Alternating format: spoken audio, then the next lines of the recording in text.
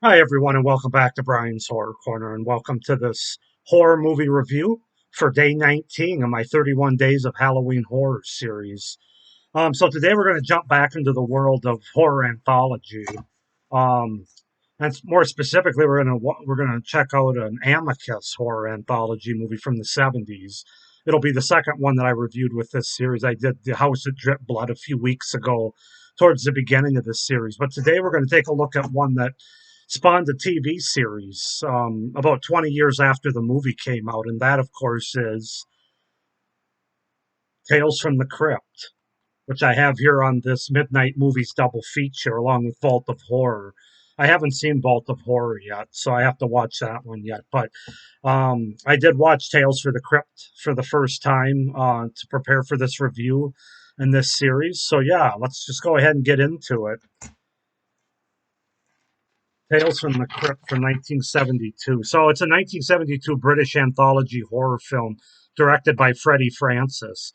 It is an anthology film consisting of 5 separate segments based on stories from EC Comics. It was produced by Amicus Production and filmed at Shepperton Studios. So basically, in the film, 5 strangers in in a crypt encounter the mysterious crypt keeper, who makes each person in turn foresee the possible manner of their death.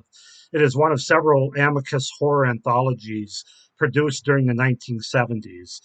So basically, the film opens with these 5 strangers going with a tourist group to view old catacombs. Separated from the main group, the strangers find themselves in a room with a mysterious crypt keeper who details how each of them may die. So that's sort of the setup and the premise of the movie. I'll just kind of go through the 5 stories and tell you what they're about, and I'll also give you the cast, like the main character of each of the shorts. So the first story is entitled "All Through the House," and this is sort of the Christmas story, which I kind of knew about a little bit just from seeing like trailers and previews or whatever, hearing about it. This one stars Joan Collins as Joanne Clayton. Um, so basically, this one is about a woman who it's Christmas Eve. She has a young daughter upstairs in bed. Her husband's sitting on the couch, and she ends up doing them in for the insurance money in essence. And then while this is going on, then she hears over the radio that there's a murderous Santa Claus on the loose, who just happens to be outside of her house. So then the story kind of goes from there, and you can probably kind of piece together what happens. The second story is entitled "Reflection of Death." Um, this is one about a guy who's basically screwing around behind his wife's back. He has a daughter and a wife that he says goodbye to one night as he's getting ready to meet his mistress, to go away together. And they end up getting in a car accident. And um, he ends up being thrown from the car, and then once he comes to, he goes back to his house where his wife and his daughter are, but things are different. And then he goes to his girlfriend's apartment, and things are different there too. And yeah, it kind of goes on from there. It has a twist, of course, and so that's as much as I want to say about that one. And the third story is entitled "Poetic Justice." Oh, I'm sorry. As far as the cast for Reflections of Death, um, we have Ian Hendry as Carl Maitland in that one. And then in Poetic Justice, we have three characters, 3 cast members. We have Robin Phillips as James Elliot, David Markham as Edward Elliot, and the great Peter Cushing as author Edward Grimstick, I guess is how you pronounce it. So this is one about a couple of stuck-up neighbors, basically, that live in a nice house. They're kind of well-to-do, and across the street they have a neighbor, this Arthur Edward Grimstick, played by Peter Cushing, who, um, he has children over. He has a lot of dogs in his yard. They just don't like him for whatever reason. He doesn't fit into their class or whatever. So they basically do a series of things to him to basically drive away everything, lose his job, make the children um that he's close with who like him, make drive them away from him. And then on Valentine's Day, they send him some Valentine's Day cards that from supposedly the neighbors throughout the neighborhood that tell him what a terrible person he is, and it drives him to suicide. And yeah, let's just say then the two main characters that did that end up getting their comeuppance in the end. Then the fourth story is entitled "Wish You Were Here." This one stars Richard Green as Ralph Jason and Barbara Murray as Enid Jason. Enid Jason, I think is how you pronounce it. This is one about a business guy, a ruthless business guy who is on the verge of bankruptcy, him and his wife. And then one night they discover they have a certain like figurine, kind of like a monkey's paw, a figurine that has writing on it in regards to getting three wishes that end up coming true, but not quite in the delightful way that you might think. Um, and the guy ends up having to go meet like his attorney or something, and he ends up being killed in an accident, and his wife wishes him back to life. And yeah, it doesn't quite turn out the way you think it's going to.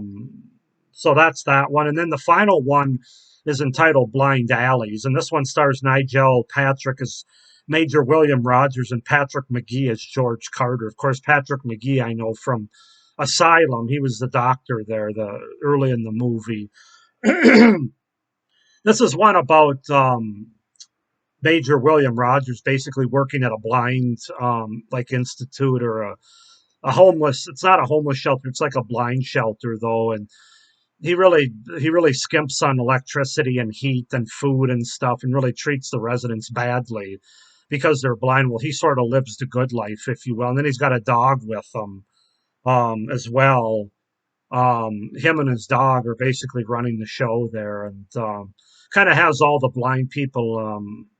I don't know if scared's the right word, but basically one of them ends up dying because it's so cold. He dies of hypothermia, and try to get back at him at the end, and they do. It has a nice comeuppance scene there at the very end. So yeah, that's the. Oh, and then we get back into the wraparound story, the finale, which stars Ralph Richardson. Sir Ralph Richardson is the crypt keeper of the finale story, and there's of course a twist involving why they're all there and everything. Um, yeah, and then that's the end of the movie. So that's basically the five stories in the wraparound or the framing story for Tales from the Crypt from 1972. The British anthology horror film. As far as my thoughts on this movie, I enjoyed it. I enjoyed it. I think it's one of the better Amicus movies, and I like all the Amicus anthology movies. Although I have yet to watch them over again. I've only seen most of them once, with the exception of Asylum, which is probably my favorite. But I would say this one is well, it doesn't quite reach the level of Asylum. It's definitely probably number two or three for sure. As I said, I'll have a better idea once I watch these over again. I think only seeing them once doesn't really give me a good feel for how I'm ultimately going to view them. But Tales from the Crypt is definitely a very solid Amicus movie, anthology movie, and I really enjoyed it.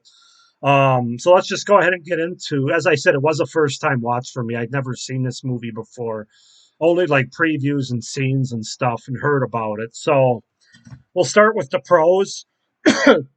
The things I really liked about the movie. Sorry about the sun glare again, guys. It's that time of the day once again, as it has been throughout this series. So I have to say, first thing, I really enjoyed all five of these stories. There's really not a dud in the bunch once again.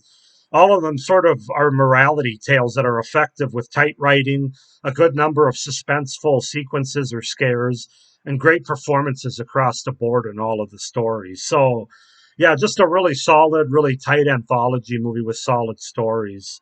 The movie has a great overall atmosphere from the opening credits through the wraparound all the way through all five of the stories. Just has a very effective Amicus atmosphere kind of feel and look to the movie. I mean, if you put it on and you didn't know anything about it, you could kind of tell this was an Amicus movie. It just has that kind of thick atmosphere that I really enjoyed and really worked for the movie. Has an amazing cast with wonderful performances led by Joan Collins, Robin Phillips, Nigel Patrick, and of course, Peter Cushing, which, by the way, has Peter Cushing ever given a bad performances in his entire career? Like everything I see him in, he like slips into every role seamlessly. It's amazing. He can play good guys, he can play bad guys, sympathetic characters. it's just amazing. I mean, just a world class actor through and through. Peter Cushing. But yeah, all the performances are top notch, and they add so much gravitas to the movie, so much believability to this overall movie of Tales from the Crypt. So yeah, fantastic cast. I really enjoy the score as well. Well, it has a very simple opening that starts in the opening, sort of a very simple theme that a lot of people are familiar with. It's that piece by Johann Sebastian Bach, that piece that everybody knows, that organ piece. Well, no, it's not that, but you kind of know what I mean if you've seen the movie. I thought it was very effective, and I really enjoyed it in this movie. Like I said, they started in the opening credits, and it kind of goes through the rest of the movie, and the rest of the score is really good in this movie too. It's just a very effective score that engages the viewer all the way through this movie. So yeah, definitely a big fan of that. It has great makeup effects as it relates to certain characters that might be corpses or dead characters back from the grave, etc. Just really good practical makeup effects throughout the movie and all the stories that they use it. Very effective there, um, especially for the time period that it was when they made this movie, which is the early 70s. Very good effects on the makeup. It's a very well directed movie by Freddie Francis, who, of course, was kind of known for directing the best Amicus anthology movies and other. I think he directed some Hammer horror movies as well during this time. He was really good. I think he even came back and directed a couple of the episodes from Tales from the Crypt in the 90s, if I'm not mistaken. But yeah, great editing in this movie. Excellent camera work and a very well executed overall story by Freddie Francis that really makes this movie work. Um, in the second story, you have some really good car crash editing that goes on, which was really good for the time because they couldn't actually do a full blown car crash. But the way he edits this piece really works and makes you believe that a car crash happens with these characters. Excellent camera work as well in this particular short with POV shots, which were kind of ahead of its time, where we get the point of view from the main character. And all the stories, as I said, were very well executed. I really liked the various settings and production settings of this movie as well. Really adds to the effectiveness of all the stories. In the first story, we get the brightly lit Christmas decoration, Christmas Eve decor, where they actually have Christmas music playing in the background, which I thought was very eerie, but also very effective. As I said, the POV shots in the second story, just a lot of great stuff here, guys. It really is, especially for being 1972. They had a pretty decent budget, it would appear, for Tales from the Crypt. So those are my pros for the movies. Getting into some cons, it's not a perfect anthology movie or a perfect horror movie. The biggest one is the twist at the end, in the wraparound or the framing story. To me, was pretty obvious. I pretty much called it 10 minutes into the movie when we first meet these five characters on this tourist trip. Yeah, that's not great. You never like to predict it and then actually be right off the bat. But that doesn't take away from the overall movie. But that's just something that stood out to me that maybe in 1972 it's probably harder for people to predict a twist because you don't see this kind of stuff. People hadn't seen this kind of stuff in 1972 compared to 2022, where you've seen a lot of movies and shows that sort of play on this twist. So there's some bad effects, especially at the very end when one character falls off a ledge and into a supposed fire pit of hell. That looks pretty bad, pretty cheesy. I think they would have been better off just cutting that out and just having the guy fall over a ledge and maybe shooting some fire up or something from it. Also, there's some really bad, obvious fake paint, melted crayon kind of blood that they use in the first story with Joan Collins. Not great. Not great at all. That's one of my problems with blood in the early days. Is it's like melted red crayons or paint, and it's so obvious that it's not blood. That's kind of took me out of it a little bit, to be honest with you. Also, in the fifth story, the one with the blind alleys, the pacing is the worst in that one. It really doesn't hold up. That one kind of drags on the most of the stories and the overall movie as well. I felt like they could have shortened that up a little bit, especially in the middle. Like they kind of give us the gist of it, and then the ending's really good. But like all the setup and stuff in the middle is just very long, and it kind of drags on. I felt like so. I wish they would have shortened that up to sort of match up the good pacing that the rest of the movie had. And then my final con, which is a little bit of a nitpick, has to do with the fourth story, Wish You Were Here, as it relates to the character of Ralph Jason, played by Richard Green. It's pretty obvious all of these stories and all of these five characters that meet in these catacombs here with this or not Grim Reaper, but the Crypt Keeper.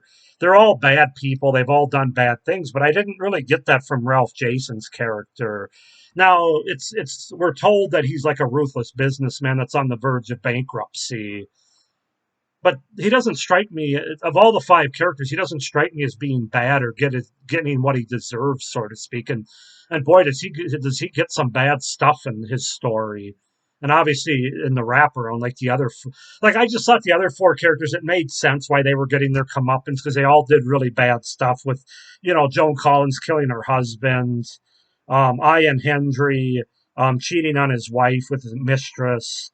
Obviously, Robin Phillips, James Elliott is probably the worst with what he drives his neighbor to do, Peter Cushing. And then even Nigel Patrick is Major William Rogers by depriving these blind people to death in some cases. So that all made sense to me. But I thought Richard Green's character of Ralph Jason, I thought they should have did a little bit more at the beginning of that one to show why he's such a bad character and why he deserved to be where these other four were. So that's just something that caught my attention that I don't think worked all that well. But overall, guys, I really enjoyed Tales from the Crypt from 1972. It definitely works more than it doesn't, and this is I can't say where it's going to rank as far as my horror anthologies because I still have yet some to watch. But like I said, as far as Amicus ones, it's going to be in a top three for sure. I can say that unequivocally at this point. As far as ranking these five segments, I had to think about it because they're all really good. But I'd say Poetic Justice is my favorite. That would be number one. Then I'll say Reflection of Death is number two. I really enjoyed that one. Then All Through the House would be number three.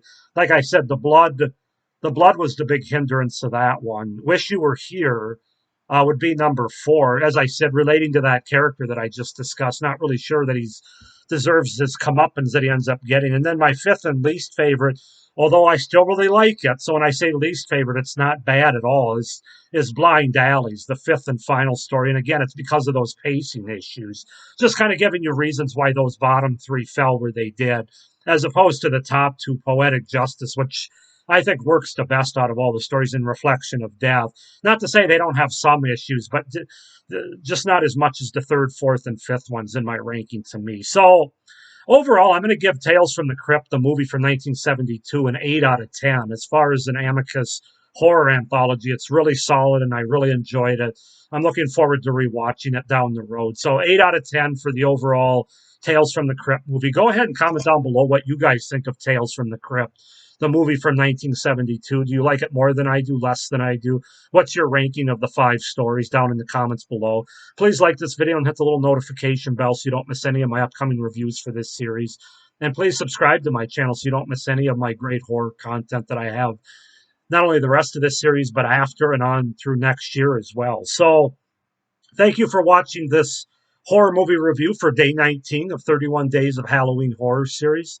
Hope you enjoyed it. Hope everyone's doing well and stay scared. Bye.